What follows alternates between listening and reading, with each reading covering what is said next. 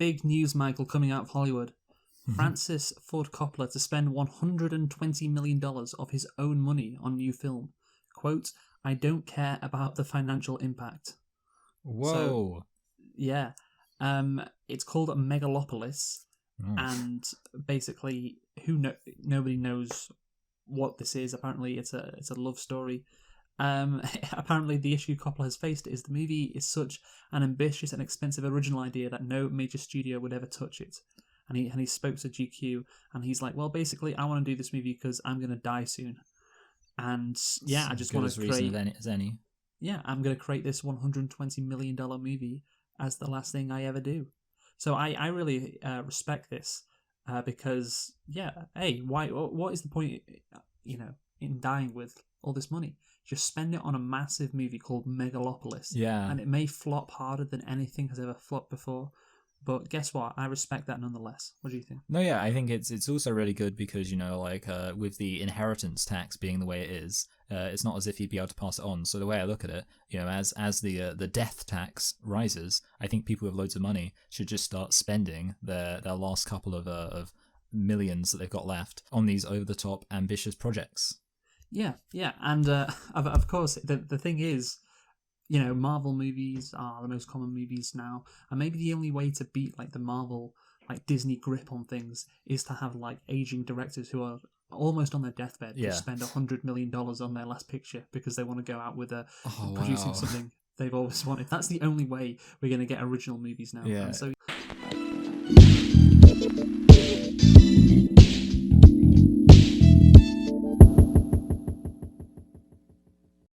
Hello and welcome to Select and Reflect, the movie review podcast where we look at films that have come out in the near and distant past. We give them a couple of watches and evaluate them beyond first impressions. And this week we are celebrating life itself by looking at... Actually, no, that's not true.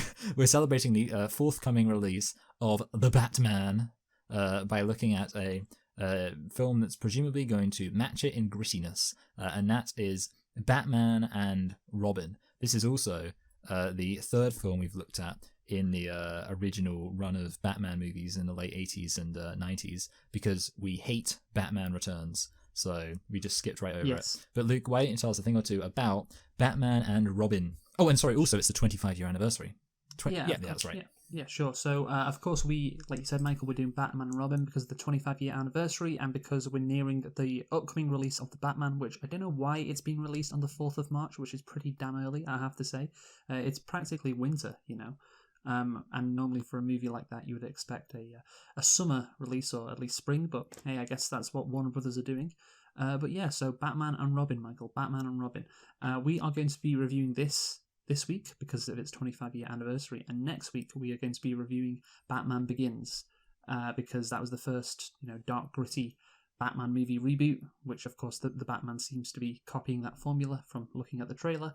And of course, yeah, this movie, it'll be fun to contrast Batman and Robin with Batman Begins because this Batman and Robin did really kill it killed Batman, a type of Batman, the campy Batman. That was dead after this movie. But yeah, anyway, Batman and Robin, Michael, let's go. So it's a 1997 American superhero film based on the DC Comics character Batman and Robin. It's the fourth and final installment of Warner Bros.' initial Batman film series, a sequel to Batman Forever, and the only film in the series made without the involvement of Tim Burton in any capacity. Did it work, do you think, Michael? I think Tim Burton's a hack fraud. And as we can tell, clearly the series just improved dramatically with each successive release as he got less and less involved. So clearly it was an improvement. Yes, so it's of course directed by Joel Schumacher and written by Akiva Goldsman. It stars Arnold Schwarzenegger, who got top billing. I know, yeah, that's really funny. I know, that's great. George Clooney, in his own fucking Batman movie. I mean, obviously George Clooney became a bigger star after this. But yeah, in his own Batman movie, he doesn't even get top billing. Wow. Chris O'Donnell, Uma Thurman, Alicia Silverstone, Michael Goff, Pat Hingle, and Ellie McPherson. So, Michael, the movie was released on June the 20th, 1997 in the United States. So yeah, we're a bit away from its exact 25-year anniversary, again, with the release of the Batman. We're doing it now. And yeah, Michael, can you tell me what the budget was for Batman and Robin? And now, do you remember, because we reviewed Batman Forever, do you remember what it was for Batman Forever? I think it was probably quite a lot. I think this film will be even more, is my theory. But I imagine for Batman Forever, Jim Carrey probably cost a lot of money. For this film, Arnold Schwarzenegger's probably So cost you a don't lot of money. remember? I don't remember exactly. No, I think it was. Well, I guess what you think Batman do Forever is. Well, I'll tell you what I think. Wait, guess what I thought it was? Yeah, guess what you thought, because we did it. Just see Yeah, if yeah. you remember. I'll tell you. Well, so I'll basically guess again just to see if I can get it wrong twice. That'll be fun. So I think it maybe cost like 60 million. I think that's exactly what you guessed last time as well. That's really funny. And the answer was 100 million. Okay, so it would have been, yeah. So see if you can guess how much Batman and Robin cost. Okay, that's funny, because I was going to guess 80 million for this, which would be in keeping with, so, at least I'm kind of consistent, But Consistently I get, wrong, yes. Yeah, I mean, I think this cost a lot, and, I thought, I guess like 60 million, yeah, actually, maybe it's, the fact that the previous film cost 100 million, did this film cost like, it probably cost, I'm probably still going to undershoot it. This film cost like 150 million? You did undershoot it, not by a lot though. Okay. 160 million. Okay. It is genuinely incredible that this movie cost $160 million. Like, that is incredible. We, of course, reviewed Titanic last week, and we went through how much money it cost. 200 million, of course, released just a few months later was Titanic. And, this movie costing 160 million, it does not make sense. At least Titanic, you can see where they spent the $200 million. It's unbelievable that it cost this much money. It really is. But at least you don't get a mark against your name. And you wouldn't have either if you guessed at 80 million, but you would have almost, of course. But anyway, can you tell me how much money this made at the box office, Michael? Well, see, the thing is, I actually kind of feel like this film wasn't a flop. I mean, I don't know. The thing is, like, relative to how much money, but I mean, it must have flopped a bit. Otherwise, they would have kept making it. But I kind of also feel like Batman films, there's always got to be a certain kind of, a certain level that they clear. Like, there's no way a Batman film's earning like less than 100 million. But then at the same time, if it made like, say, 600 million, then they wouldn't have kept making them. So I'm trying to work out like how much it would have been for it to have been enough of a disappointment they didn't see the point in making another one. I don't know, maybe it only made like, 300 million seems like an obvious one to go for, because it's like, yeah, I'm just going to say it made 300 million, because that way maybe it made like double the budget, but, with marketing and all that. Yeah. So they would have had a 20 million loss, basically. Yeah. Yeah. You are wrong. It's 238, so 240. Okay, so yeah. even less well. Bigger, but, yeah. Yeah, but of course you don't get a mark because it's not more than double. So yeah, no, it's a decent guess. And yeah, so you're right. Only making a profit just based on the budget of 78 million. How much marketing? Who knows? Who knows how much marketing was? But yeah, it's unlikely that they made a lot of money, if any, from this. And so yeah, that poor performance at the box office made Warner Brothers cancel the Batman sequel, which was Batman Unchained. Oh, wow. That was going to be the next in the film series. And yeah, and then of course they rebooted the film series with what movie, Michael? With Batman Begins. In 2005, which we'll be doing next week. Again, the contrast between those two movies, it's incredible. I really do love it. Yeah, it is shocking, the contrast. But anyway, Michael, we'll of course talk more about Batman Begins next week. But first off, Batman and Robin, did you like this movie? I didn't like this movie. There was lots of like fun stuff in this, like lots of stupid stuff, which was enjoyable. Although, to be honest, like even by the end of it, I was actually like kind of bored, just because of like this film, it's like overstimulation of nonsense. So you get into it and you're like, yes, this is nonsense, I'm just gonna love it. And then you get to the end of it, you're like, man, it's just so much nonsense, I can't even handle it. So yeah, I didn't like it. You're right. There is just so much nonsense. That's a good way to phrase it. That's what I found while watching it. Yeah. It was like there's individual moments which, of course, we'll go through, which are really funny and so bad it's good. But then there's just an overwhelming torrent of bullshit. It's just like, I can't wait for the ending. And the ending, it's just really boring as well. Yeah. So yeah, the thing is, of course, you talk about like, I guess the most classic example of so bad it's good is, of course, The Room. And The Room did have like, there wasn't an overwhelming torrent of BS with The Room, because I guess it wasn't an action movie designed to appeal to kids. So you didn't have, the crazy bits are spaced out. There is just so much just like you said, nonsense, bullshit, whatever, just thrown at you in every single scene.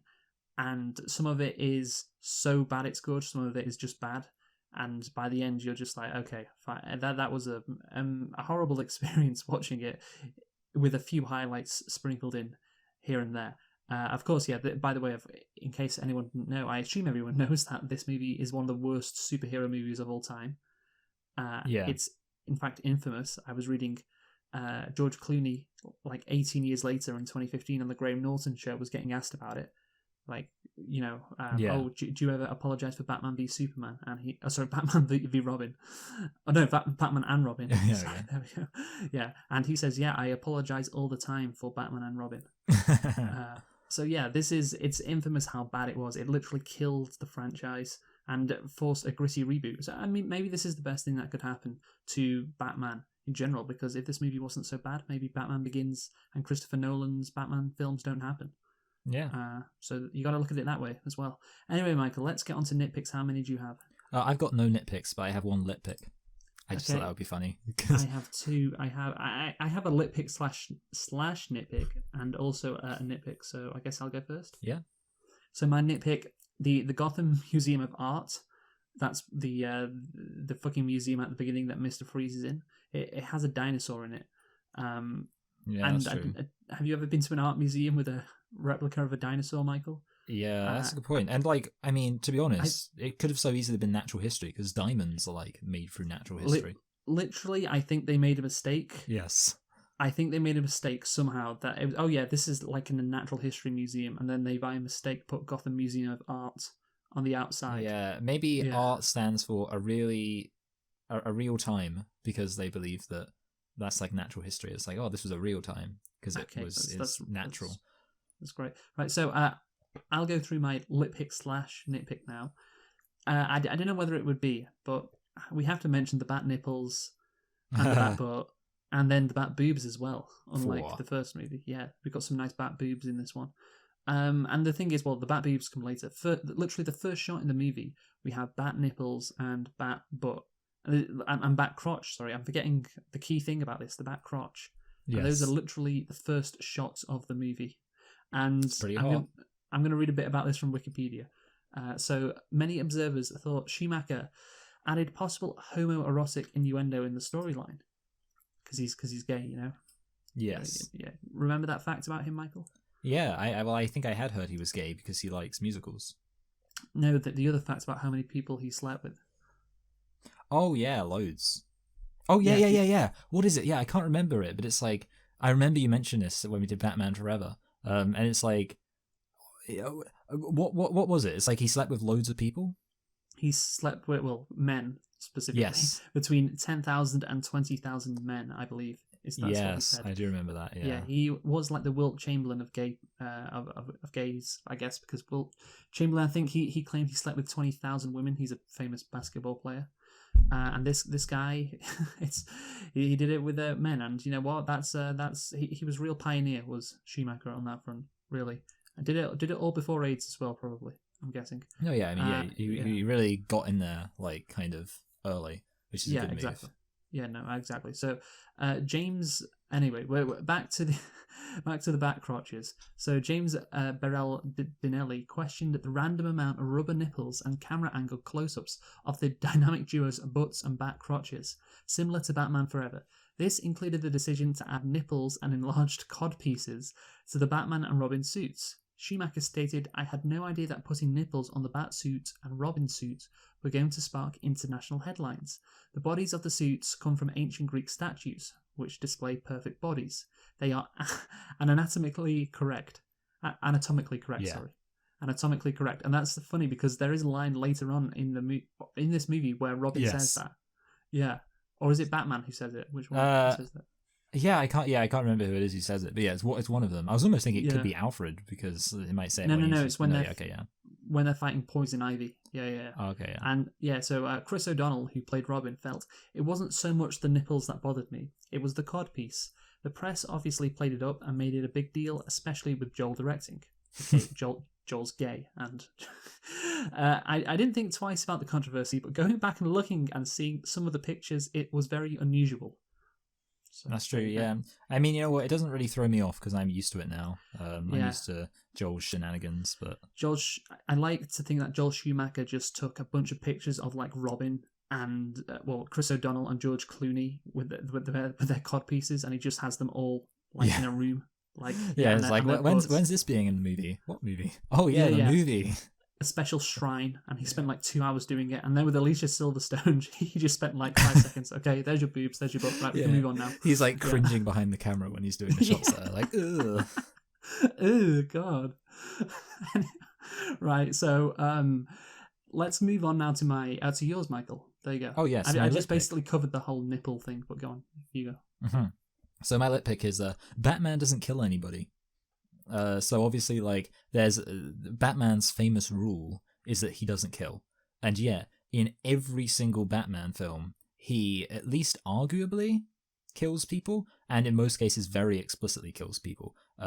And this is like the one iteration where he doesn't kill anybody. So George Clooney's Batman is the most morally pure, and I think that's something to be celebrated. That he is the only Batman that sticks to his one rule.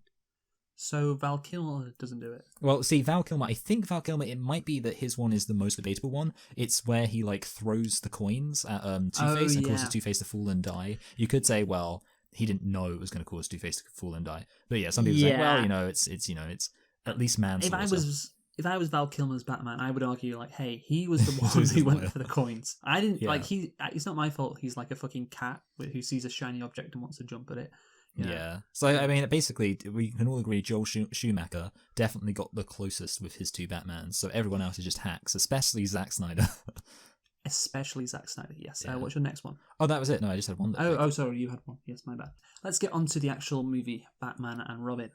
So, Batman Forever was bad, right? Yes. You know, you had all these hilarious things going on. Remember the circus? That was on the news, that was being played on the Gotham News Network. Two-Face hating Batman because he didn't manage to defend him in court. Some stupid stuff like that. 17-year-old Dick Grayson, who of course became Robin, going to live with single Bruce Wayne and doing some kung fu laundry. All of that was weird and stupid, certainly compared to the previous Batman films. Batman Forever. Batman and Batman Returns, of course. Yes. So Batman Forever took the Batman franchise in a worse direction, I'd say. And of course, that's the first movie that Joel Schumacher directed of the Batman franchise. And yeah, there was a problem in the original, in Batman Forever, which was there wasn't a plot really. Yes. And there was too many villains. You know, there was two of them, and you know, basically, it was just going back and forth throughout the whole movie. A load of storylines just jammed in there, so many threads, you didn't really know what was happening. And that was different to the original, Batman and Batman Returns. So this movie then, basically, everything just got worse. All of those issues that I described in Batman Forever, that deviated from the original two. Joel Schumacher seemed to think they were positives, I guess. Yes, let's do more of that. And I said before, Batman and Robin was the best thing to happen to Batman Forever. And that is still the case. Yes, because it makes Batman Forever seem so much better by comparison. Yes. So, of course, this movie is very campy, just like the Batman movies of the previous era. Yes. And probably even more so than Batman Forever. Like I said, everything just is turned up a notch compared to Batman Forever. So the film follows the titular characters as they attempt to prevent Mr. Freeze and Poison Ivy from taking over the world, while at the same time struggling to keep their partnership together. It is also the only live-action film appearance on Batgirl, portrayed by Alicia Silverstone. So far. Yes, so far. Who helps the title characters fight the villains. So again, we can see from the plot description the issues. They're fighting Mr. Freeze and Poison Ivy, who are both trying to take over the world, at the same time struggling to keep their partnership together, and Batgirl is involved, and this description doesn't even mention Alfred, who's dying. Well, that's it. I mean, obviously we mentioned how they don't have a plot, and I think what happens is this is a situation where it's like, in absence of a plot, lots of stuff is just crammed in there, so rather than having like one plot that kind of coherently deals with, just some key, like a tight plot that deals with the main issues, you end up with this, which is just obviously a pretty substantial mess. yeah, just it does feel episodic. Yeah, it's like the more really. stuff that's happening, that's what a plot is. Yeah, yeah, and I'll get onto that later when we talk about the fact there's too many villains. But yeah, there isn't again. If you say what happens in this movie, to sum it up in like a couple of sentences, well, yeah, again that description tried to, but instead of just listing what's happening, what's this movie about? It's like, well, Batman and Robin try to save Gotham from Mr. Freeze and fucking Poison Ivy. They just try to do that, and they keep on trying to freeze the city and take diamonds, and Batman, or that's the case in Mr. Freeze, Poison Ivy keeps trying to, kill Batman and Robin by seducing them, and they keep on not doing it. Or she keeps on failing, and they keep on preventing her from doing that, and that's the movie. So, not great, really. and then so that the plot isn't. I mean, there's no real plot, kind of like Batman Forever. But then all the scenes in the movie are just awful. Like every single scene is just. There's so much stuff to talk about, and let's start at the beginning, Michael. The opening action scene. It is just the worst. So Commissioner Gordon tells Batman about Mr. Freeze, and while he's in the Batmobile, and it's like he's reading a script that's right in front of him, like he's in a video game, and he's like, oh, he's called Mr. Freeze. It's it's awful. And then Batman's entry again is so pathetic. He goes, "Hey Freeze, I'm Batman." Yeah, like the beginning just feels incredibly awkward. Yeah, I mean, you couldn't have written a line better than that one. Just, "Hey Freeze, I'm Batman." And then Mr. Freeze as Arnold Schwarzenegger, which we'll get onto in a bit, is going like, "Yes, kill them, yes," to his minions, who are his minions, Michael? His minions are hockey players, which is fantastic. Yeah, and just Arnold Schwarzenegger dressed as Mr. Freeze, going in a very half-hearted way, looking ridiculous. Yes, kill them, yes. And that's the start of the movie. It's just such little effort and quality in general. And then later on in that scene, when George Clooney as Batman, is up in the capsule, when he's in Mr. Freeze's capsule, and Mr. Freeze is explaining what he's going to do to Batman, and Batman just says, "You're mad, Freeze." Yes. It's just said with such little effort. It's crazy. In the first scene, you can tell this is going to be an absolute car crash from the beginning. Yeah, it's really it's the thing is, I would say it almost starts off just worse. Like the thing is, if I mean, it's hard to say, but like considering that going into it, you have the fun of just how ridiculous it is, and yet it still comes across as really bad, just based on how terrible the dialogue is. I feel like in many ways, the beginning of the film, there are better moments than the beginning of the film, so it doesn't even put its best foot forward. Yeah, so it is bad. A lot of elements are bad, but there are some stuff, in the first scene where it is so bad it's good. There are some things. So, firstly, Batman and Robin have ice skates, which I loved. Even though they didn't know they would be, trying to take down Mr. Freeze, they still have ice skates. And I like how the hockey team, that they're playing with a diamond, hockey with a diamond. That's funny. Yeah, it is fun. It's cartoony, but you know what? It is in its own way thoroughly enjoyable. I know. And one line I did laugh at was when Mr. Freeze says, "What killed the dinosaurs? The Ice Age." That's oh dear, yeah. That's I mean, he has so many. Yeah, I mean that's also like. And the funny thing is, that's why I laughed. They were killed by a comet, which is made out of ice. So I guess that's the thing. He could have been like more correct if he wanted to be, and he kind of he chose not to be. Yeah. So again, I don't know if the scene is it's bad, but there are some elements of so bad it's good. But then, of course, Mr. Freeze, while he's escaping in the capsule, he flies out and leaves Batman inside. And does it appear that he just had this capsule in case Batman got trapped in the capsule, so he could leave him up there and escape? Yeah, that's one of the weird things about I feel like it's just something you get in bad movies a lot of the time. Like it just seems as if you have these certain gadgets and props that just morph to the situation they're in. And you're left just being like, wait, so did Mr. Freeze plan this, or just happen to have this thing? It's like, oh, now I have this. And it's like, okay. It's like a little kid making stuff up when they're playing a fighting game. Oh, now I have this. Because his base isn't in space, is it? Oh, good, Ryan. Even though it is called in space, his base isn't in space. That's true. So, yeah, I don't know if the capsule could be controlled. Maybe he was just trying to save face. Great. But yeah, it seems like the capsule was for that scenario. Batman gets trapped, and then I can leave him. and then it plummets back to towards Gotham, and then Robin is still hanging onto the side, even though they're 20,000 feet up in the air. Yes. Yeah. Well, he's just hanging about, didn't he say? Yeah, something like that. And then once the capsule explodes, an incredible moment, they surf down Batman and Robin through the air. They're surfing in the air, Michael. Yes. And Robin, what does Robin shout? Oh, does he say surfs up? No. Sorry. He shouts cowabunga, right? He shouts cowabunga. He might actually, he might actually shout surfs up, but yeah, he also shouts cowabunga, which I believe was a Bart Simpson phrase or something. Yeah. So it's kind of funny actually, the fact that this is from the with reference to The Simpsons, because I was thinking about the fact they had the Radioactive Man episode of The Simpsons, which is obviously kind of parodying the like reboot of Batman, and there's like lots of jokes in it about the fact it's parodying the reboot of Batman. But I feel like that was made before this film was made, and it's kind of a good thing, because otherwise that episode would have been like, at that point Batman became beyond parody. So it's a good thing that they got that Simpsons episode in early about Radioactive Man. Yeah, and so the whole first scene is just too much. It's just, again, you don't know whether it's so bad it's good or it's just bad, and you're like, wow, that was something.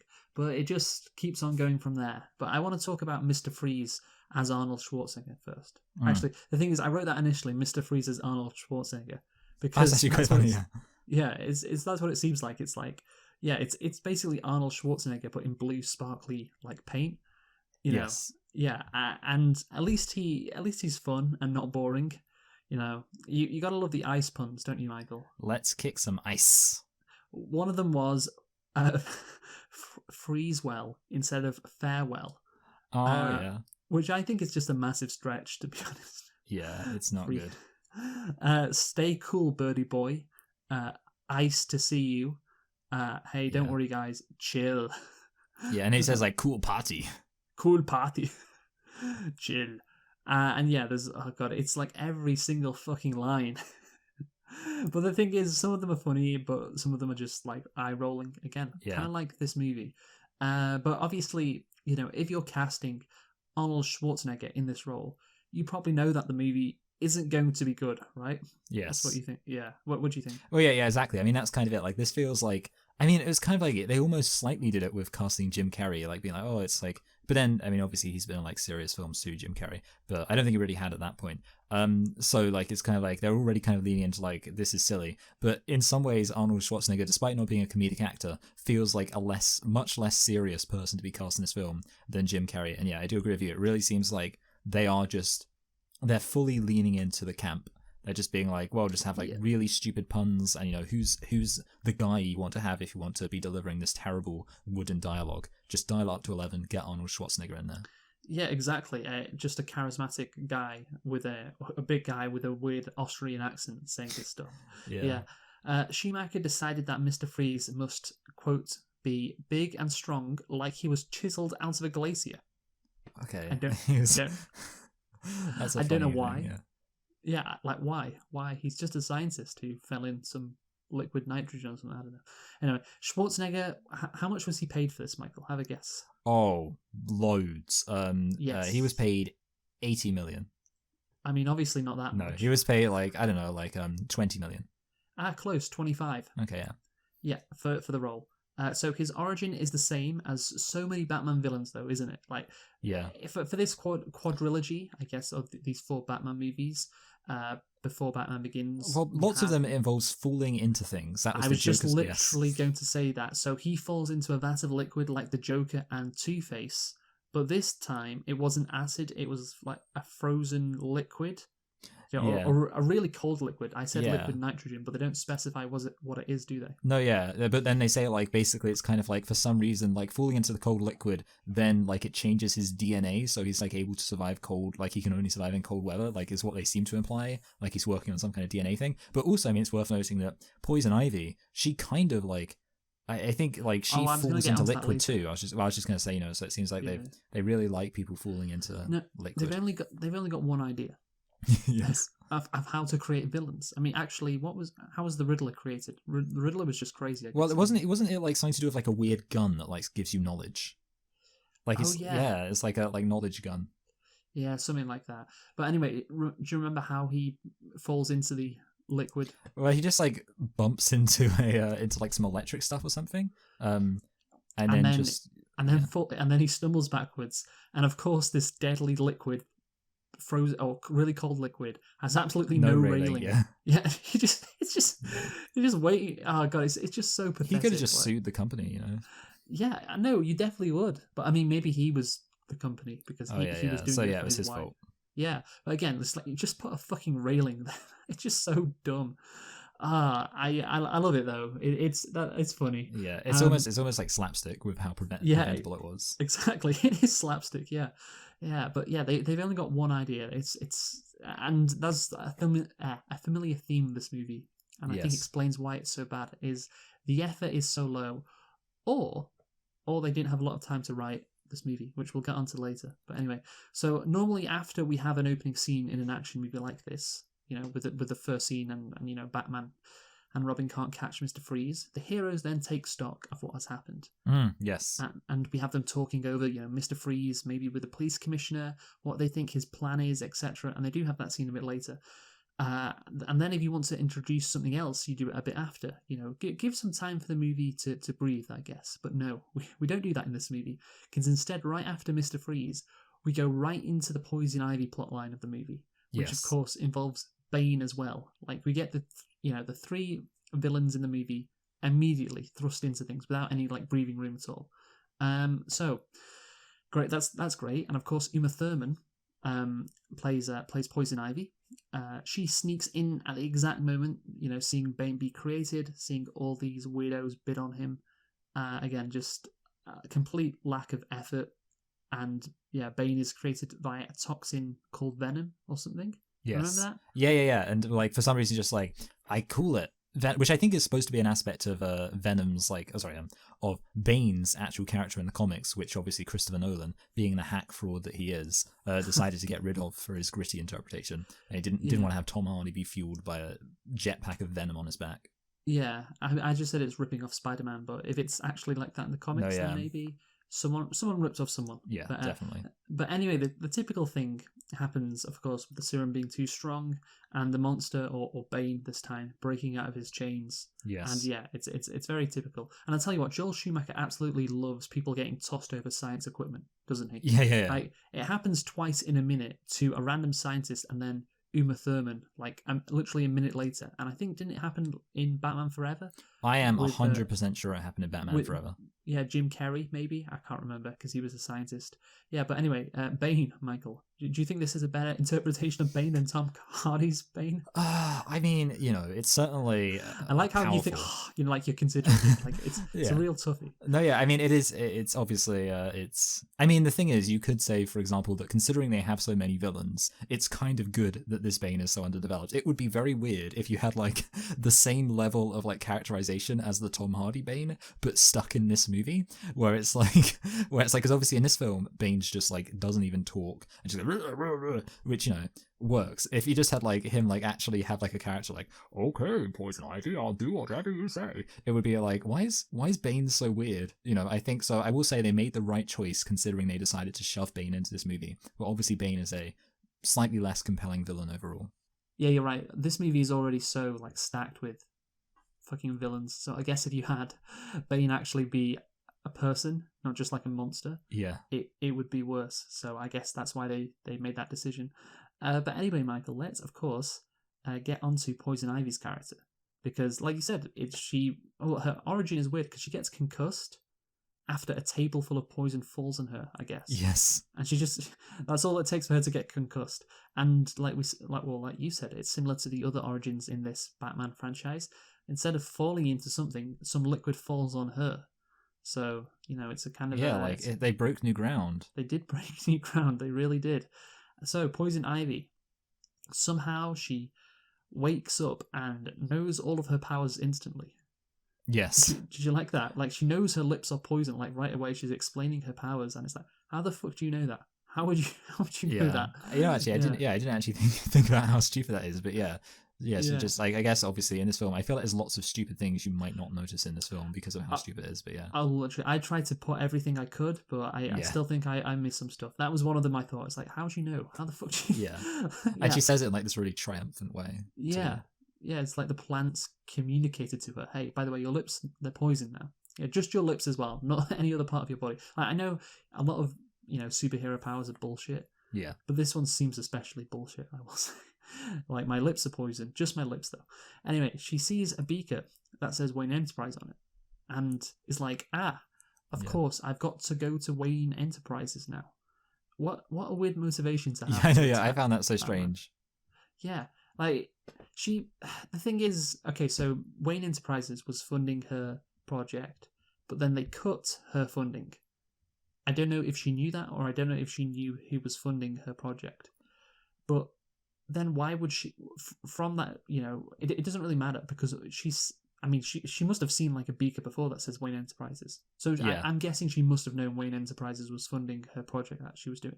I mean, if you want to turn the world into fucking plants or whatever and get revenge on mankind, then I don't know why your first stop would be Gotham. It just doesn't make any sense, really. Yeah, it's very, yeah, I don't know. It comes across as very dumb. I mean, obviously, yeah, I know you didn't need me to tell you that, and it's just no. Please tell me. Yeah, it's kind of. I mean, that's the thing. It's obviously like it's sort of. It just feels like a kind of cliche to have like the villain, like, they go through their thing and then they look at something and it's like it reminds them why they hate the hero. Yeah, but it doesn't even make sense. Yeah, in this case, it doesn't make sense. Why would she hate the hero by just seeing Wayne Enterprises? Yeah, it's awful. Yeah, so because of course she wants to destroy Batman and Robin. Yeah, so I mean, it's also it's so weird because it is unnecessary as well, because like she goes to confront Wayne and Bruce and has a altercation with him anyway, and that could have been her motivation. Like, there's no reason to have this whole thing about him, like this beaker thing. She could just hate him because he's an industrialist and a businessman. Yeah, but why? But why would she assume that he's an industrialist by just seeing? And why? Would yeah. The beaker doesn't really explain why that would be the case. Yeah, and if she doesn't like Wayne Enterprises anyway, then I mean, why? It would make sense if she had a motivation. If she didn't like Bruce Wayne because he cut the funding. And he could try and explain, hey, I cut the funding because the other doctor was fucking mad at you. Again, that would make more sense. But anyway, again, I thought about it for like a minute, but that's too much, I guess. Just see a beaker that says Wayne Enterprises on it, and we can move on. And Poison Ivy does move on, because I love this bit. Again, one of the stupid bits that maybe you missed, because she then says, "Come on, Bane, darling, we have a plane to catch," and I'm like, wait, why is Bane with her? Why is Bane with Poison Ivy? Like, why does she want Bane, and why does she think that Bane can, be her sidekick? Yeah. Why? Yeah. There's no explanation for how. Like, I guess the answer is just like he's an idiot, and therefore it's just like, he'll just be along for the ride because he's an idiot, which is not a great reason.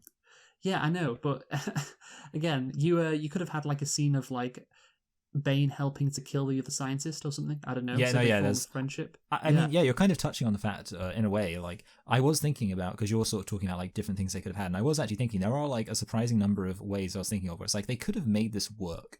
Like, not great. I'm not saying it could have been a masterpiece, but like there are a few surprisingly small changes I think that could have made this film not good, but like better. And it's just like minor things like that, which you just said there.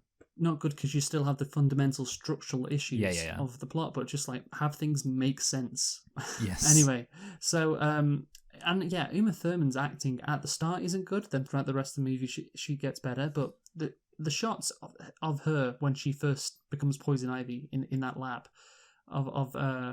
by Joel Schumacher, I guess, they're the most basic shots ever. Like, they're just staring at her for 10 seconds. And it's really weird how this movie cost $160 million. And you just go back and watch that scene, and the camera doesn't do any work. She's just in the middle of the camera, and it stays on her for 10 seconds, and that's it. And then we're done. And it's crazy how little effort, again, I use that word again, effort, it seems to be paid, especially in that scene. But anyway, of course, Michael, we then cut back to the other villain. Yes. Mr. Freeze in his lair. And I think genuinely in the opening 30 minutes, Batman and Robin have 3 minutes of screen time. You know, it's crazy how little this movie cares about Batman and Robin. Yeah. 3 minutes of screen time on their own, I mean, just them. But anyway, Mr. Freeze, he's in his lair, and he just has this... Do you remember this scene? This is why I wanted to talk about it. He just has Slippers. this... Well, he does, but he has this woman... Oh, yeah.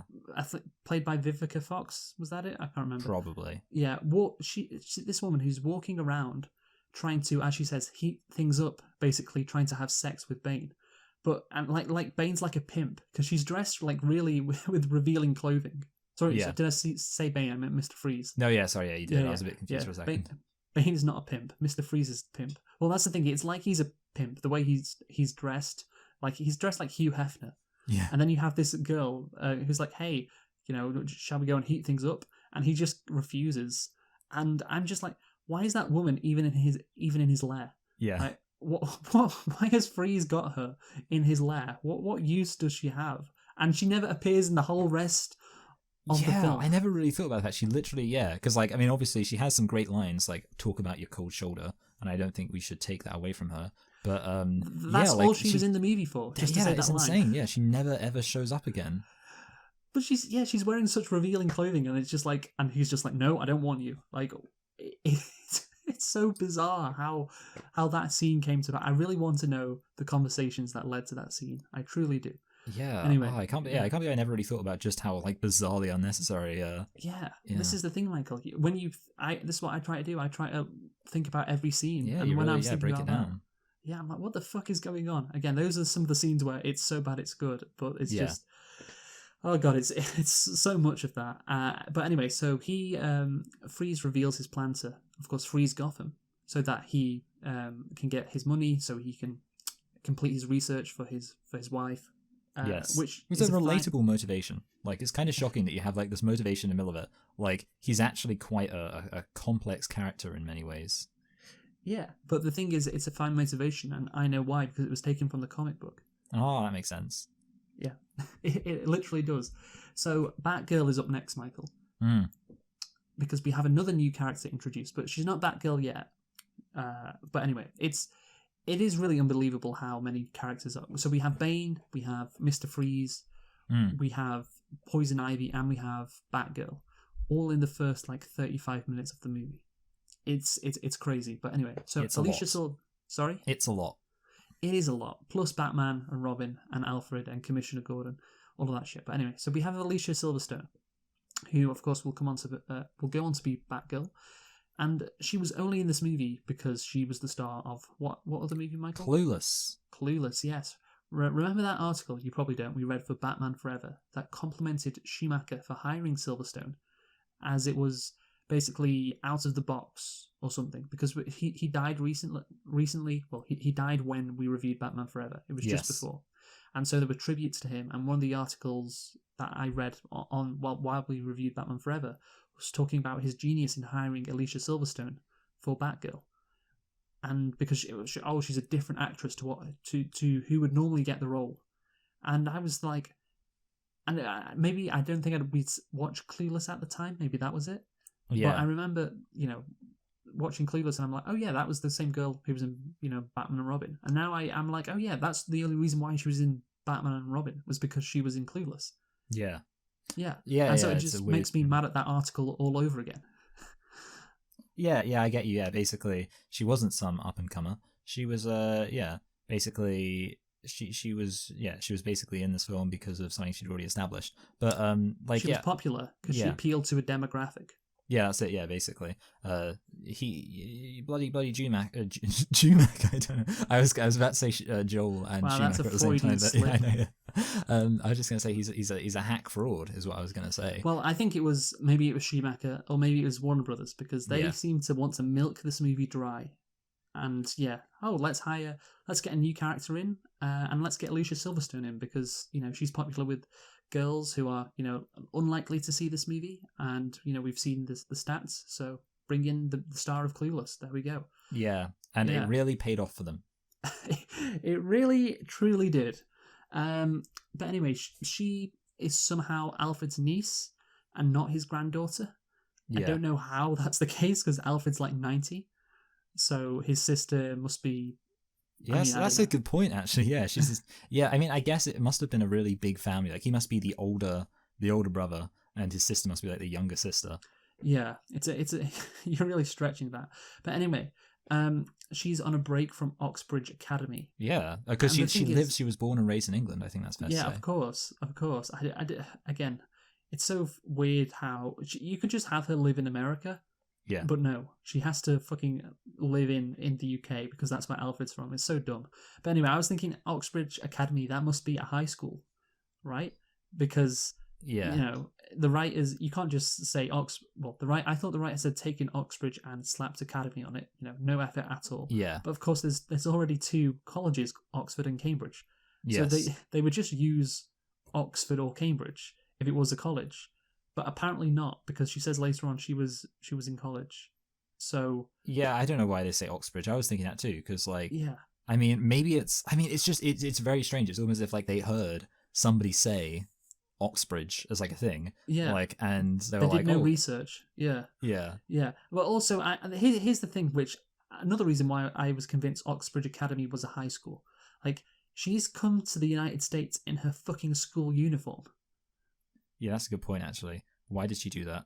What? So not only is she not in high school anymore, but you don't need to travel to anywhere. If you're a high school character, you don't need to always wear your high school uniform.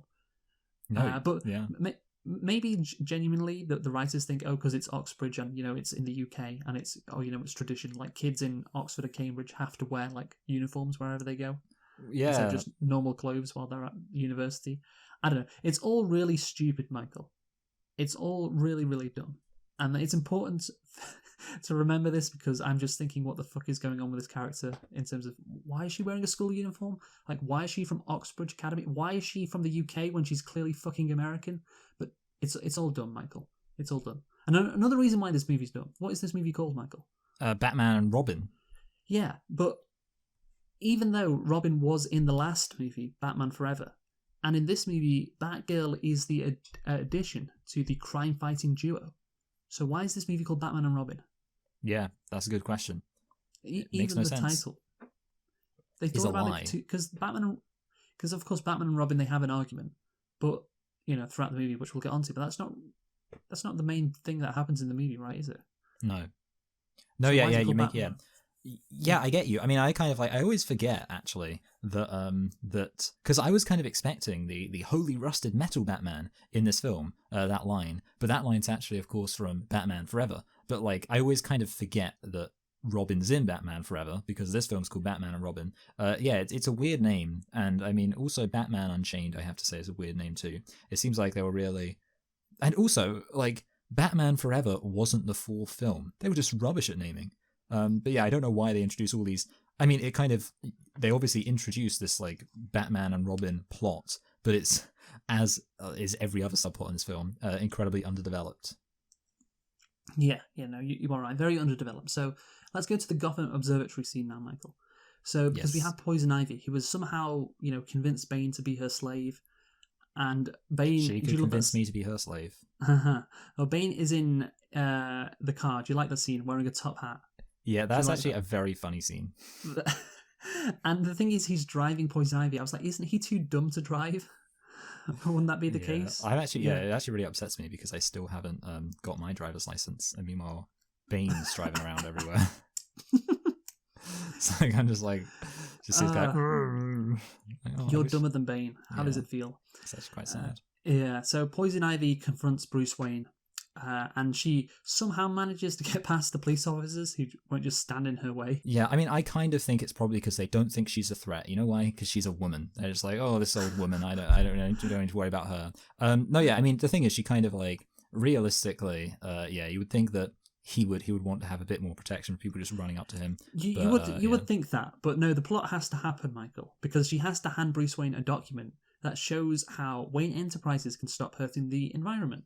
Yes. And Bruce Wayne is like, well, without Diesel, there will be death and hunger. And Yeah. what does she say? She says, that's a fine sacrifice. So was the concept of renewable energy not around in 1997? because this seems like a very easy get out for the writers. It's like, oh yeah, Bruce Wayne comes back with, well, we need to keep doing what we're doing, otherwise people will go cold and, there'll be a lot of hunger. And this woman, instead of saying, what about renewable energy? That doesn't hurt the planet, and people still get their energy and all of that.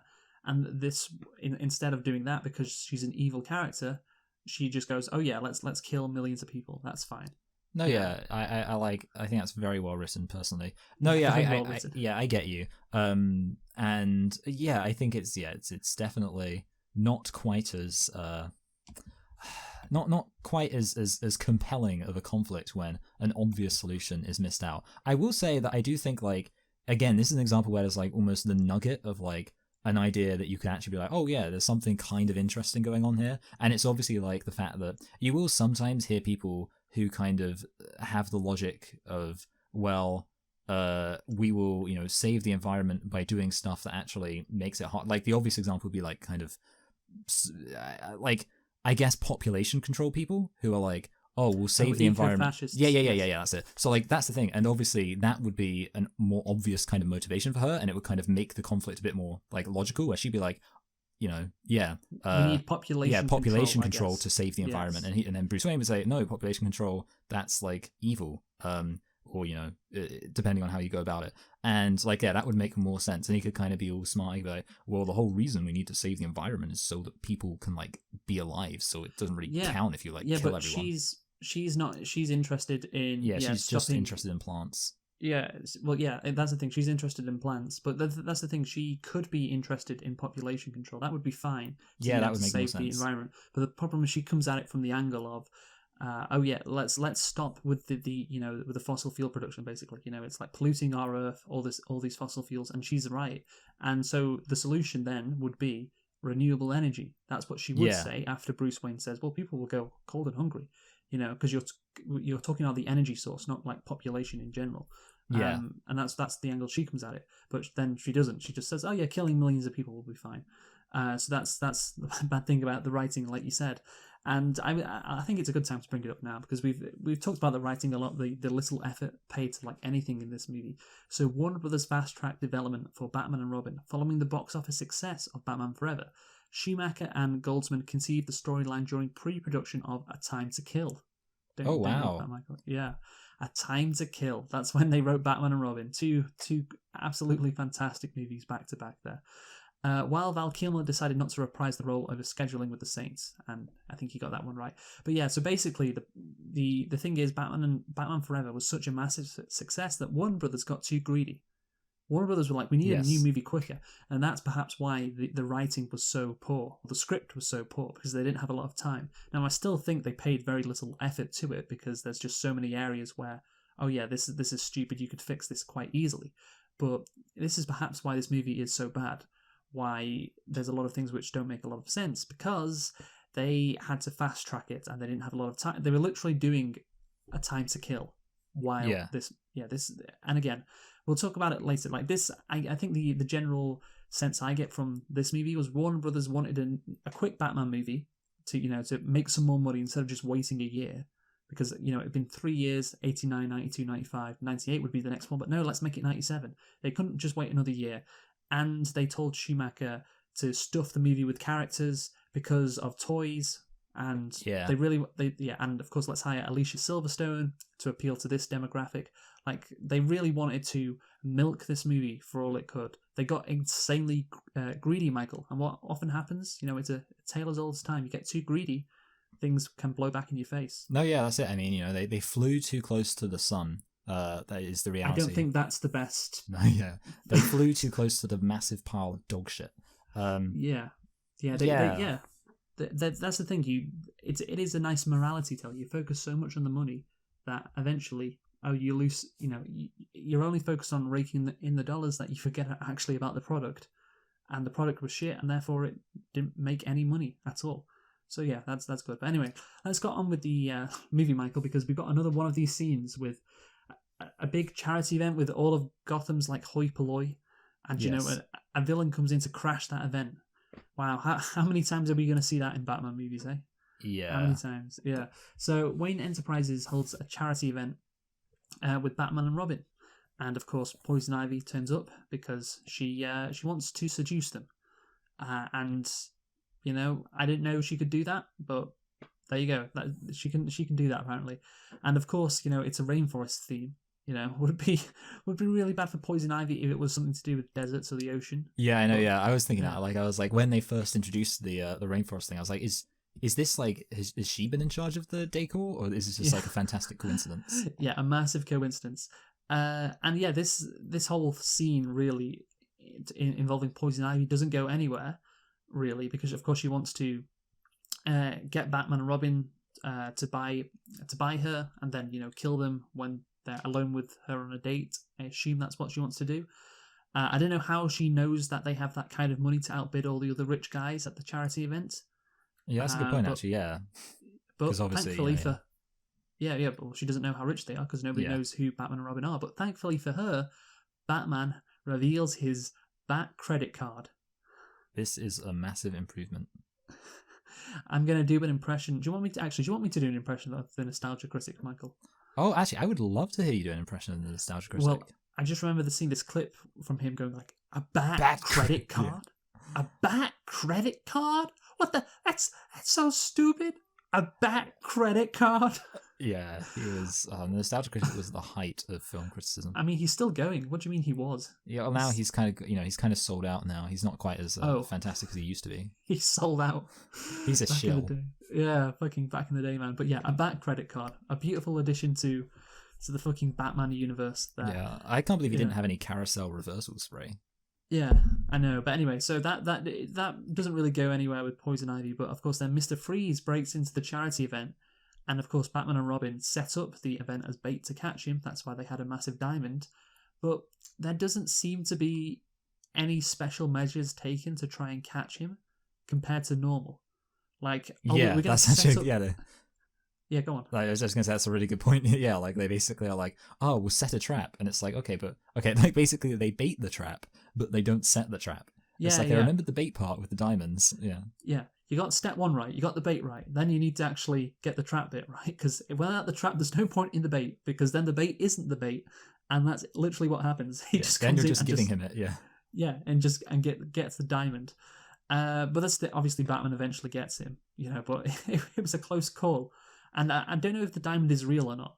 Like, surely if it was bait, the diamond would be fake. But I'm not sure. Actually, they're not very good. For the world's smartest detective, he's not great. Yeah, but the thing is, it might have been fake. I don't know. It might have been fake. It might not have been fake. Who knows? But anyway, we get into this storyline, Michael, with Batman needing to trust Robin. Yes. So Alfred. So this begins at the start of the movie with Alfred saying Bruce needs to trust Robin because Robin's angry that Batman is like, actually, I don't know what is Robin initially angry at Batman for. I can't remember. But anyway, the point is that Batman is completely in the right because Robin fucking fucked things, didn't he? Because he ran through the door, meaning Mr. Freeze froze him, so Batman had to rescue Robin instead of going after Mr. Freeze because Robin needed thawing, since, Robin was too reckless. And then, I think Batman was completely right to do that. Or completely right to be mad at Robin for doing that. I don't know what Alfred is, why Alfred would be on Robin's side. And then later, Batman cuts Robin's engines so he can't jump off the statue, which was a dangerous thing to do, of course, because Robin could have fallen off the fucking statue. But again, maybe he was right to do that. Like, it's not about like an issue of trust. It's like maybe Robin literally did not have the speed to jump off the statue and not die. You know what I mean? Yeah. Exactly. That's it. Yeah, like Batman probably knows what he's doing. Yeah, he is Batman after all. Yeah, exactly. It's not like trust, make sure. It's like just basic fucking physics. And like again, Robin's mad at Batman, and Alfred's like, "Oh, you gotta be more trusting." And I'm like, "What the? I'm sorry, no." Like, yeah, I get what this movie's trying to do. Get Batman to treat Robin like a true partner, but there's nothing that Robin does that makes me think that, oh yeah, Batman should actually do that, because Robin seems like just an annoying, whiny bitch who's too arrogant. That seems to be the case. I agree. I think the this conflict. I mean, it's also like you kind of compare it to like very like serious, like obviously Batman versus Superman is dumb, but at least it's like actually like a big conflict, and you kind of feel like the idea of like Batman and Robin having some kind of falling out should be this substantial thing, but instead it's basically just like, you're not letting me do what I want to do. It's like very whiny. Yeah, I know, exactly. And then fucking Poison Ivy, brainwashes, I guess, Robin a bit. And he says to Batman, I'm going solo. And then the next scene, he's back at fucking Bruce Wayne's manor. Yeah. It's like, well, you clearly didn't do that, did you, pal? Liar. And that's the thing. I don't know what they're going for then in the second half of the movie, because clearly Robin's been brainwashed to a certain extent. That's so, it makes it less powerful. It's like an actual beef. Yeah, exactly. Like, the beef is kind of forced. And then Batman's like, oh, no. Yeah, well, Robin is wrong because he's like, no, you don't like it that she likes me and she doesn't like you. Yeah. And he's like, been... just nonsense. Yeah, but he's being the dick. Well, as before, before at the start of the movie, according to the movie, Batman was being the dick. Now he's in the wrong, and like Robin needs to trust Batman, even though that's not initially what the relationship in this movie between the two was building up to. Then it switched, but again, like Robin, like you said, Robin is being like brainwashed. So how much of it is actually his character, and how much of it is fucking Poison Ivy's hold on him? Like, and that's the thing. We're focusing on this because this is something that clearly the movie's called Batman and Robin. They wanted to make this something in the movie, like a plot line, or Robin and Batman, they don't get along that well. And they just fuck it up, like, at every single stage. It's even like this, even something like this, they fuck it up. It's impressive. It's just impressive how much everything is fucked up. Even this storyline between Batman and Robin. Got anything else to say on that, Michael? No, I think pretty much, covered it already. But just it's very, everything about it, like it just feels incredibly insubstantial and petty. Yeah, I know. So let's get on to Poison Ivy's Turkish bath scene, because of course she finds an abandoned Turkish bathhouse, as you do, and find it's occupied by a group of skeleton masked tenants who have neon costumes. It's just like Batman Forever. Like, what is this obsession with neon gangsters that Schumacher has? Do you I do remember it in that one. I actually couldn't remember that it was from that one, so I was a bit like trying to work out how it all came together. But that makes it was in both films, because I was like having deja vu when I was watching this, thinking, like, have I seen this film more recently than I thought? Why does he love neon so much? Why? Yeah, I don't know. But I mean, it makes it more fun. It's not all dark and drab. Yeah, I know. But again, I guess it's so bad it's good. That was one of the so bad it's good scenes. I guess the scenes which are smaller and less like a minute, it's like, okay, I can enjoy this instead of like the torrent of bullshit that comes down on you. And of course she wants Mr. Freeze to help her. Does Poison Ivy? Yeah, and we're gonna get into why she wants to do that in a bit. But first, I want to talk about Bruce Wayne, because there's this. Maybe this was going to get picked up in the next movie, but this storyline with Bruce Wayne, is he going to get married? Yeah, because that's kind of his personal arc in the movie, not involving Robin, And there's a reporter asks Batman about, are you going to get married? And do you even remember his girlfriend? What her name is? I do not remember his girlfriend's name. No. No, I'll fucking look it up. Played by Ellie McPherson, I think it was. But basically, let me see. John Lovett. Julie Madsen. There you go. Julie Madsen. Bruce Wayne's girlfriend. She proposes to Bruce, but he does not respond, fearing for her safety. Great. And that's the thing, like, that is paid so little attention. Yes, that's also incredibly underdeveloped. Yeah, it is. But you think about it, I was watching that scene, I'm like, oh my god, this is the first scene where it's just Batman and not another major character, really. And it's a Batman movie that pays so little attention to Batman. Yeah. Yeah, it's crazy. He's not really in the movie that much. I mean, of course he's in the movie quite a lot, but he's not like centered.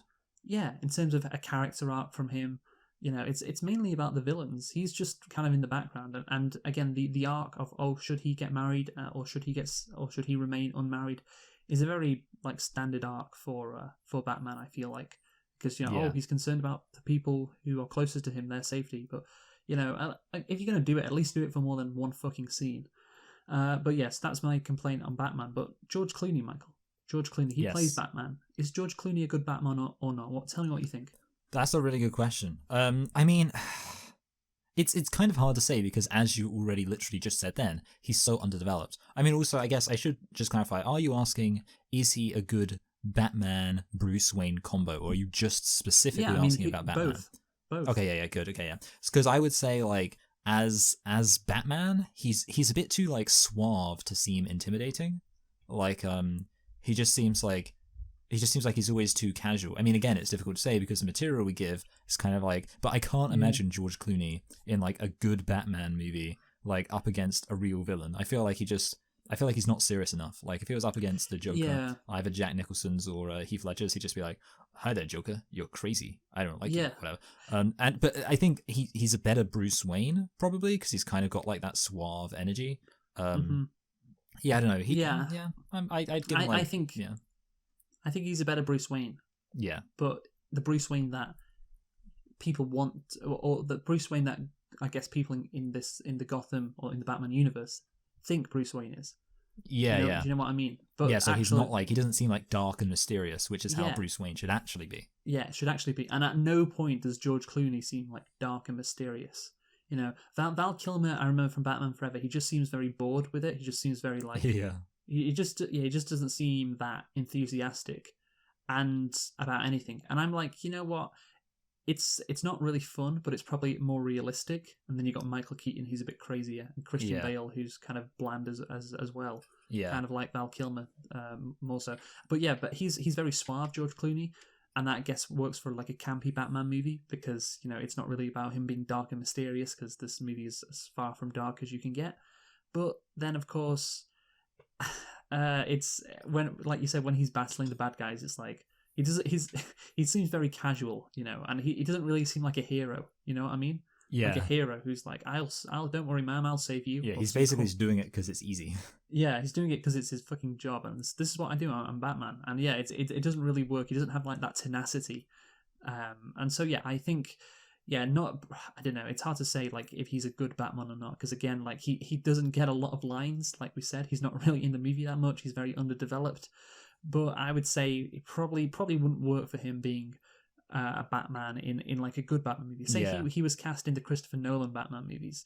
I don't think it'd work that well because again, he just wouldn't have that dark edge to him, which you need. But yeah, so I'll take this from Wikipedia. So Schumacher believed Clooney could provide a lighter interpretation of the character than Michael Keaton. Well, I agree because pretty much anyone can.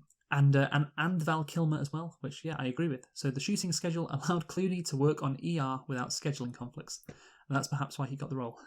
So he could work. Yeah, so that's great. So let's move on, Michael, to an issue that has. Afflicted many bad superhero movies, which is the fact that there are often too many villains. So Poison Ivy wants to team up with Mr. Freeze, of course, even though she wants to turn Gotham into a rainforest. And he wants to freeze Gotham for ransom so he can continue his research, and then wants to freeze Gotham permanently for revenge. Revenge on humanity. This is the problem with having too many villains in your movies. They have to both be against the hero, of course, but there is a chance that their goals do not align, and it can get messy, and that's exactly what's happened here. I absolutely agree. Again, like the thing is, when it gets to him like doing it as like revenge, it makes a bit more sense.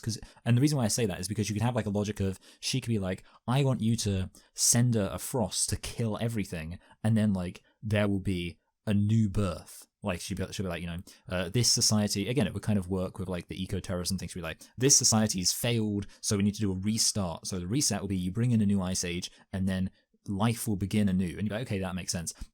Him wanting to freeze Gotham, I mean, maybe you could make that work by her being like, well, Gotham doesn't really have any plants in it, so like, again, obviously there's not really any reason why they necessarily line up, but again, like they could have made an effort to make it not contradictory, but obviously the way they actually put it is completely contradictory, because it's like she's kind of like, just freeze the earth permanently and also plants are good, and it's like those two things don't line up.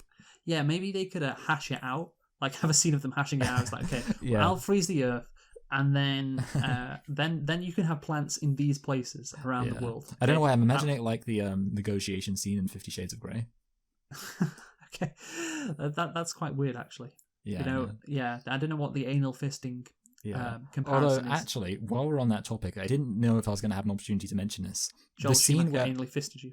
No, I was going to say the scene where Poison Ivy is in prison and then Mr. Freeze walks in and is like, "I'm your roommate," is very sinister considering what often happens in prisons. Like, when that happened, I was like, oh boy, that's an implication. Yeah, but his penis probably doesn't work because it's too cold. Yeah. Or I was going to say it's too cold. Well, yeah, but like because it's so cold, it's usually I can't do his voice like right. "Oh, my name is Arnold Schwarzenegger. It's usually tired, but I can't because it's so cold." Yeah, it's usually pretty big, but it's so cold. It's But anyway, so let's stop talking about Mr. Freeze raping Poison Ivy in jail. Prison. Yeah, I mean he's probably just gonna kill her because he doesn't. Yeah, that's the thing. He only loves his wife. That's the only thing. Yeah. So love. He only wants to have sex with his wife. I think that's the gist of it because his wife still isn't dead. Of course, at the end of the movie. Yeah. So he wouldn't want to cheat on her. So there you go. Anyway, so here's the thing. Why does Poison Ivy need Mr. Freeze though? Because she doesn't need him, right? Because she can kill Batman and Robin and then turn Gotham into a rainforest without him. But I guess she finds him attractive. That's why. That's why she pulls the plug on his wife's body because she doesn't want anyone. Like why is she attracted to fucking Mr. Freeze? Why? What is it? Because he didn't fall under her spell. Is that it? I guess that has to be it. Yeah. Even Batman and Robin say, "Why is she helping Mr. Freeze?" And then they go off and talk about another topic because it doesn't make sense. They don't answer the question because the question can't be answered apart from she finds him attractive. So there we go. That's it. And of course, Mr. Freeze has the line, "They will be Adam and evil." Yes, that is a good line. To be fair, it's okay.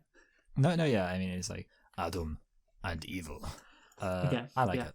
If they spent a bit more time writing the script, they could have maybe found a reason as to why Poison Ivy wants Mr. Freeze instead of just I find him attractive. But anyway, So here's my next question, Michael. It's why do this? Why have all these villains in this movie? Why do it in general? Well, it's a very good way to sell toys. That's true. And apparently that's what Warner Brothers asked of Schumacher. And Poison Ivy even has a line about every action figure of me comes with Bane. That's true. That? Yeah, I thought that was a really clever meta joke. Yeah, like in The Matrix 4 Resurrections, where fucking Keanu Reeves talks about Warner Brothers. Oh no, sorry, Josh Gad. No, not Josh Gad. What's he called? The guy from Mindhunter. Just his handler. Let's say Keanu Reeves' handler says Warner Brothers is demanding a sequel. And it's like, it's clever because it's meta, because that's what happened. And it's why is Poison Ivy in the movie? Well, because action figures, and every action figure comes with Bane. And I don't know if that's true. I hope that's true. Otherwise, that would be false advertising. Yeah, exactly. Yeah, you could sue them. Yeah. And another reason why movies like this often have a lot of villains is it fills runtime.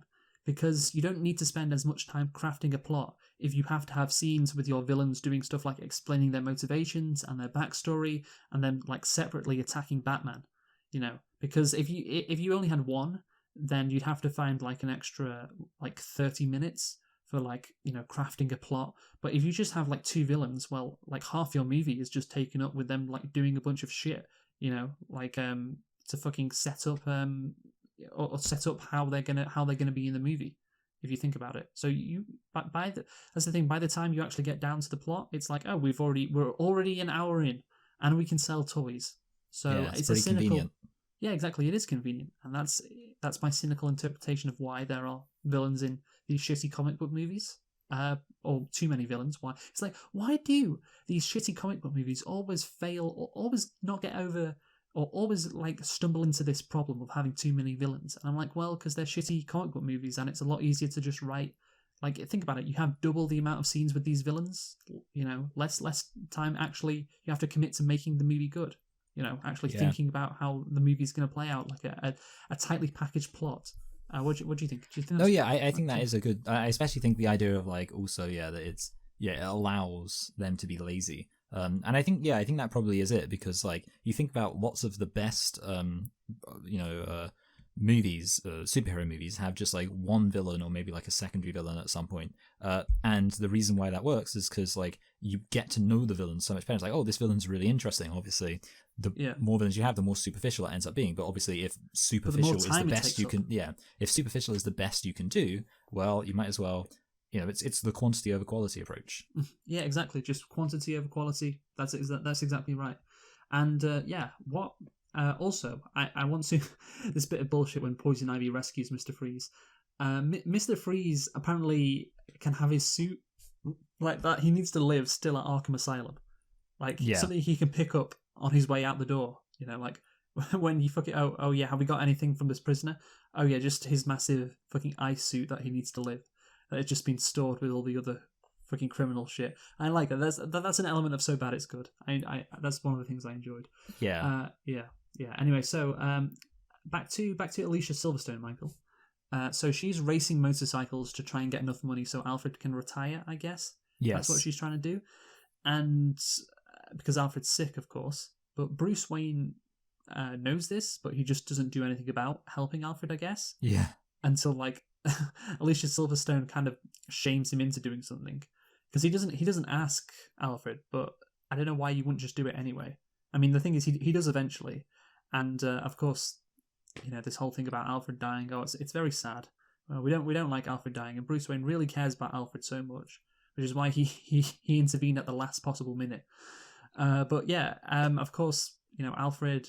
She's Alicia Silverstone's concerned about Alfred dying, and then Alfred gives her a disc, which was the disc was meant to go to his brother, who was in India or something, and I guess it would tell. It would tell his brother about what he's been doing and the fact that he's Batman's butler. And I don't know why you'd want to do that. Maybe it's just a brag, it seems like, more than anything. Yeah, to be fair, I would be really annoyed if I died without anyone knowing I was Batman's butler. Yeah, exactly. But yeah, he says, this is for family. And Alicia Silverstone's like, well, I'm family. And then decides she wants to fucking play the disc. And then, of course, she finds out that, hey, my fucking uncle works for Batman and is Batman's butler. And then what does she do with this information, Michael? Well, she decides to become Batgirl. Yeah, that's the natural thing to do, right? Yep. And she walks down to the underground lair and says, "Hey, I want to help Batman and Robin." Instead of like, oh my god, I can't believe fucking Bruce Wayne and this other weirdo. Yeah, it's like she was just so prepared for it. Yeah, I know. It was almost as if, this was always going to happen, and it's a very hacky way to get to the point where she becomes Batgirl. And also, let's not forget Alfred, despite not wanting her to get involved in any danger, telling her, oh yeah, don't go on that motorcycle with fucking Robin earlier on in the movie, keep safe and all. He's fine with his niece, going off into fucking danger in Gotham and putting on because he literally creates a suit for her. Which is completely different to his feelings at the beginning of the movie, if you remember, Michael. Yeah. I mean, it makes no sense. Like, there's no reason why he changed it. It's not as if like he evolves and it's like he had this opinion. And it's like, oh, now my opinion's changed, and I realize actually you should go out and save the day. It's just like, nope, just changed, no reason. And the disc wasn't even meant to go to her. Yeah, and I mean that's the thing. Like, also he had the bat suit like planned, which also means exactly. And how did he know that she was even like qualified to be Batgirl? Yeah, I mean, he's got Alzheimer's and not just McGregor's. That has to be the takeaway from this. And yeah, like you say, somehow Batgirl knows where Batman is, and Robin is, even though they didn't tell her. She can operate the Batmobiles and she can fight too. That's the crazy thing. Like, she's good at being on a motorcycle, but one of the key things about Batman and Robin is they're good in hand-to-hand combat. Like, how would Alfred know that she's good at hand-to-hand combat? Maybe she was, but we never saw that. The audience never. She just seemed like she was good at motorcycles, and apparently a computer genius as well. She can just do fucking everything, can't she? She's a real Mary Sue, Michael. Yeah. Oh yeah, she is. Yeah. Yeah. At least Batman doesn't appear to be a supercomputer genius. At least he doesn't have that skill going for him. But yeah, so how does how does she fight? Well, it's never explained, but she apparently is really good at that too. And Batman and Robin don't seem to care so much that someone else has joined their team. Like, they just make jokes about it. Yeah, just like, oh yeah, this just happened. Again, it's almost as like you say, like it was just this inevitable thing. Like, yep, this has just happened. Yeah. Like, oh, we read ahead in the script. We already knew this was going to happen. Yeah, we read ahead. Here we are. We're at this point in the movie where we're joined by Batgirl. And yeah, there's no mention of Alfred creating another Batsuit for her. Or maybe they knew about him doing that, but again, that should have been brought up earlier. It's just like, just so many things just go left unsaid and just unexplained, and it's just, because we got to get Batgirl, and we got to get Batgirl in the movie because we got to sell fucking action figures. So, a Batgirl. So now we can. And onto the end of the movie, of course, Poison Ivy is killed by her own plants because, of course, like, makes sense, doesn't it, Michael? Well, yeah, like, that's pretty powerful. She was lying in this Venus. Well, yeah, I guess. Yeah, but she was lying in the Venus flytrap. Yeah, and she was fine. And she was fine, and then she gets eaten by it, so that's great. And so Batman, Robin, and Batgirl go after Freeze, but of course he freezes Gotham, and Bane attacks Batgirl and Robin, but they defeat him quite easily, I will say. They just kick a bunch of tubes in his head, and that's all it takes. Yes. Yes. And then, they ride the new toys that came out of nowhere and have new suits, which is just... The crazy thing is there's no scene of them putting on these new bat suits. Yeah. There's no scene of them... How did these, like, Batmobiles, like the Batmobile cycle or Bat motorcycle that they're riding on the ice, how did these things get here? That's not explained at all. It's just so cynical. It's like, clearly... We are going to put these in the movie so we can sell these as toys, and we're not going to explain at all how these things got to be, or how these characters got to wear these suits and how they're operating these vehicles. No, it's just going to come out of nowhere so we can say they're in the movie so we can sell toys. That's it. It's incredible how cynical it is. Wouldn't you agree, Michael? Yeah. It's absolutely, it's just, it's just pretty, like, lame, and you're just like, yeah, I mean, people complained about the prequels and stuff, but I feel like, this did it much earlier. This really got things started in the 90s. Tell you what, almost when I was going on that rant about Warner Brothers being too greedy, I was literally thinking about the prequels, and you know how George Lucas did all this stuff to get to sell a bunch of toys and appeal to the demographics by, adding in, like, Mace Windu and having fucking Princess, what's she called? Amidala? Amidala, that's it, wear all these fancy clothes to sell toys and shit like that and appeal to young girls. This came before it. The difference is, I guess, Phantom Menace and the rest of the prequels were at least a financial success. Yeah. This wasn't. Batgirl and Robin thaw the city with the satellite thing, whatever. It's a dumb thing like in Batman Forever. Remember Jim Carrey created this brainwashing device? Yes, that was just so cool. Yeah, which is just this incredibly just futuristic invention that, with a click of your fingers can be created. And apparently in this movie there's a satellite which can direct the sun onto a fucking city or whatever. Anyway, so Batman shows Freeze a recording of Ivy during the fights with Batgirl, and of course he realizes that, I've been duped, and he realizes his wife is alive. Then he, of course, gives the vials to Batman, and of course Batman then saves Alfred because, of course, what a coincidence, Mr. Freeze's wife had the same disease as fucking Alfred, which is McGregor syndrome. Wow. Yes. What a coincidence, eh? How lucky. How lucky. And everything's wrapped up in a nice little package. Again, that's it's an ending which I guess it makes sense. I can say that it's logical, but again, it's still like, oh my god, it's just, of course they have the same disease, of course. Anyway, so here's the thing, Michael. It's a really bad movie. It is. And I want to sum up before we conclude with a quote from Joel Schumacher. Do you want to hear this? I would like to hear it, actually. I think you might have heard this already, because I think it's quite a famous, or infamous, I should say, quote. So he said, if there's anybody watching this, let's say, loved Batman Forever and went into Batman and Robin with great anticipation, if I've disappointed them in any way, then I really want to apologise, because it wasn't my intention. My intention was just to entertain them. If you have a director profusely apologising to fans after his movie is released, then my god, that's a bad movie, isn't it? No, yeah. That's not good. I mean, to be fair, bless him for apologising, but really not a good sign that he needed to. Yes. So let's conclude now, Michael. You go first. This film, I mean, pretty much already said, it's like, you'd think maybe, it's just going to be so fantastic because of how how bad it is. Like, it's just gonna be a classic, really bad movie. And there are genuinely some real moments to appreciate. And you can, like, you might go into it thinking, oh, it's just gonna be a lot of fun.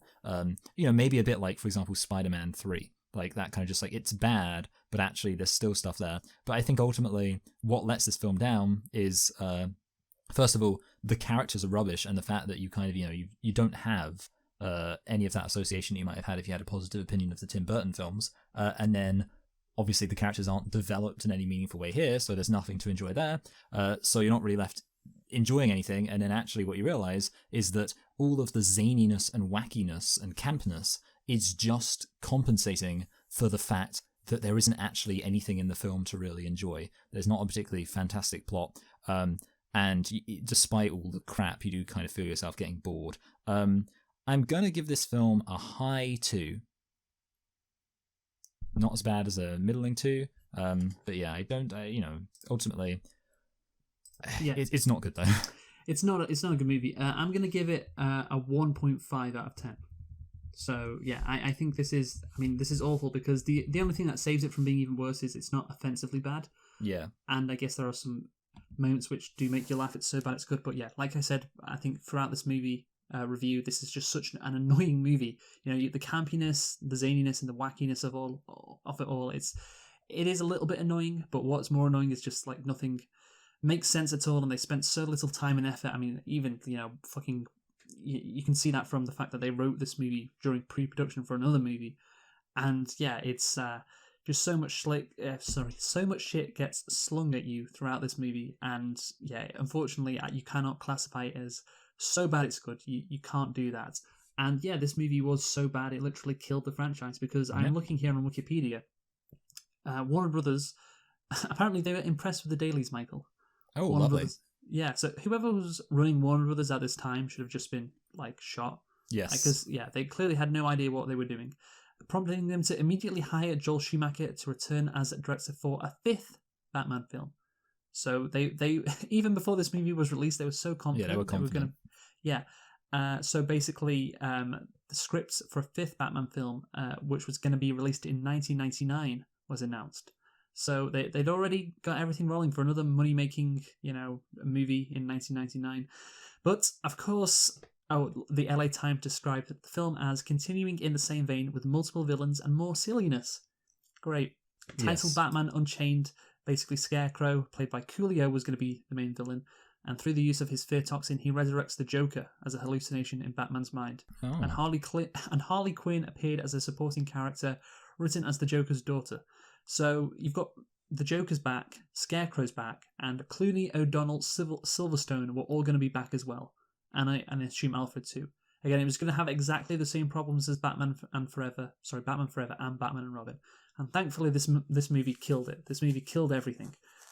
Because Jack Nicholson as the Joker would have been decent again, I guess. But yeah, probably wouldn't have been a good movie, and we may not have got Batman Begins. So you know what? I look at this and I'm like, I read that's the possible sequel, and I'm like, you know what? Yeah, I guess it's a good thing that this movie was so bad. That is the positive we can take for it. Maybe that's what stops this movie from being a 1, and I knock it up to a 1.5, is it was so bad, it made it so this whole, Joel Schumacher Batman franchise thing had to be cancelled. And so maybe that's the main takeaway we have to do from this movie. We watch it and we hate every second almost, and we dislike literally every little scene, every line, apart from a few, but we have to come away with it from we have to come away with it saying, without this movie, probably Batman Begins and The Dark Knight wouldn't have happened. So there you go. What were you reviewing next week, Michael? Well, you've just mentioned it. We are reviewing Batman Begins. Yes, exactly. Yes. So join us next week for that. Who have you been, Michael? I've been Michael. I've been Luke. Thanks for listening, and goodbye. Goodbye.